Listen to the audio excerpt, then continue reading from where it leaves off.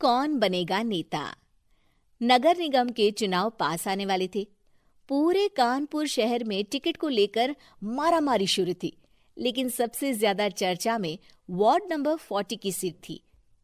वो इसलिए क्योंकि इस बार वहां की सीट महिला के लिए आरक्षित थी। अब सवाल ये था कि चुनाव लड़ेगा कौन। इससे पहले ठाकुर साहब वहां से पार्षद थे और इस बार उन्होंने अपनी पत्नी सीमा ठाकुर को टिकट दिलवाई और ठाकुर साहब की शान के कारण सीमा जी ने 20,000 वोटों से चुनाव जीत लिया। अरे बधाई हो सीमा भाभी, अब तो आप वार्ड की पार्षद बन गई हैं। अब तो हमारे काम आप ही करवाएंगी। अरे ये तो सिर्फ नाम की पार्षद बनी है, वो तो महिला सीट आ गई, वरना पार्षद तो मुझे ही बनना था। अब भले ही चेहरा इसका होगा, लेकिन पावर तो मेरी ही होगी। अरे वाह भाई साहब, क्या दिमाग लगाया है आपने भी। आइए आप लोग, खाना लगा दिया है सबके लिए। सीमा जी पार्षद बन चुकी थी, फिर भी उनकी एक ना चलती। सारे काम ठाकुर साहब खुद ही संभाल लेते और जहां जरूरत पड़ती वहां सीमा जी का अंगूठा लगवा लेते। सीमा जी ज्यादा पढ़ी लिखी भी नहीं थी। एक दिन ठाकुर साहब और सीमा एक प्रोग्राम में जाते हैं। अरे ठाकुर साहब, आप आ गए। ओहो, पार्षद मैडम भी आ गई हैं। स्वागत है आप दोनों का। लगता है हमारे पार्षद फंड का सही इस्तेमाल हो रहा है। चलिए अब उद्घाटन करते हैं। ये लीजिए ठाकुर साहब कैची, आप ही सबसे पहले प्रवेश कीजिए। सब लोग आगे निकल जाते हैं और सीमा जी पार्षद होने के बावजूद भी पीछे खड़ी रह जाती हैं।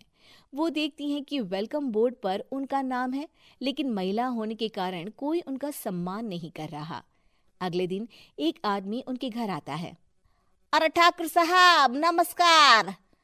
कल ना हम नोटिस किए कि हमारा घर तो अवैध है और नगर निगम वाले उसे तोड़ने आ रहे हैं।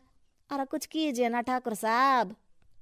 देखो भाई, मैं तो ज्यादा कुछ कर नहीं सकता, पर अगर तुम सबकी जेब गर्म कर दो तो कुछ हो सकता है। कुल मिलाकर 4 लाख लगेंगे। अरे 4 लाख ठाकुर साहब? अरे भाई, मैं अपने लिए नहीं मांग रहा हूँ। दरोगा है, इंजीनियर बाबू है, बड़े साहब है, सबको देना पड़ता है ना थोड़ा थोड़ा। बोलो है मंजूर? तभी वहां अचानक सीमा जी आ जाती हैं। अरे ये आप क्या कर रहे हैं? पहले इन्हीं लोगों से तो आपने वोट मांगे, अब इनसे ही पैसे ले रहे हो। अरे चुप रहो तुम, तुम्हारा काम है सिर्फ अंगूठा लगाना, तुम वही किया करो। मुझे दूसरे काम तुम मत सिखाओ, समझी? और तुम ना जाओ, अब पैसे लेकर आओ, वरना जेसीबी किसी भी वक्त आती होगी। सब कुछ ऐसे ही चलते रहता है। एक दिन सीमा जी और ठाकुर साहब को एक लोकल मीटिंग में बुलाया जाता है। वहां पर कई और अधिकारी लोग भी मौजूद रहते हैं। अब मैं चाहूंगा कि ठाकुर साहब हमारे बीच 2 शब्द कहें।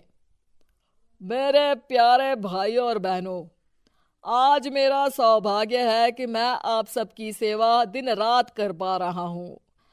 आपने मेरी पत्नी को भारी मतों से जिताया है, इसलिए मैं आप सभी का शुक्रगुजार हूं।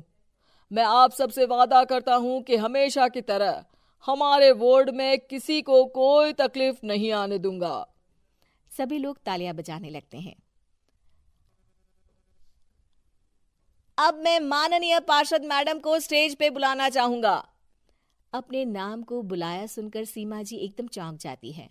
उन्हें बिल्कुल उम्मीद नहीं थी कि इतनी बड़ी जगह उन्हें मंच पर बुलाया जाएगा। जैसे तैसे वो मंच पर चढ़ती हैं। ऊपर जाते ही सीमा जी को सारी पुरानी बातें याद आ जाती हैं कि किस तरह उनके पति उन्हें कभी भी आगे बढ़ने नहीं देते और उनके नाम से गलत काम करते हैं। वो बोलने लगती हैं।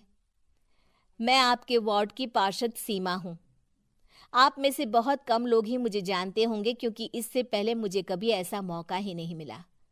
सारे मौके मेरे पार्षद पति यानी आपके ठाकुर साहब ही लेते रहे, लेकिन आज ये मौका मुझे मिला है तो मैं इसे ऐसे ही नहीं जाने दूंगी।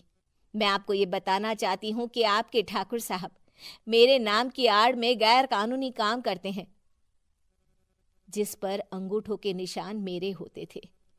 इसीलिए मैं अपनी गलती मानती हूँ और आज अपने पद से इस्तीफा देती हूँ, ताकि आगे से कोई गलत काम ना हो पाए।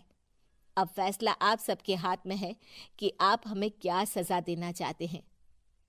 सीमा जी की बातें सुनकर ठाकुर साहब के चेहरे का रंग उड़ जाता है और वो शर्म से मुंह नीचा करके वहां से चले जाते हैं और पद से इस्तीफा देकर ही सही सीमा जी अपने आप में आत्मविश्वास महसूस करती हैं।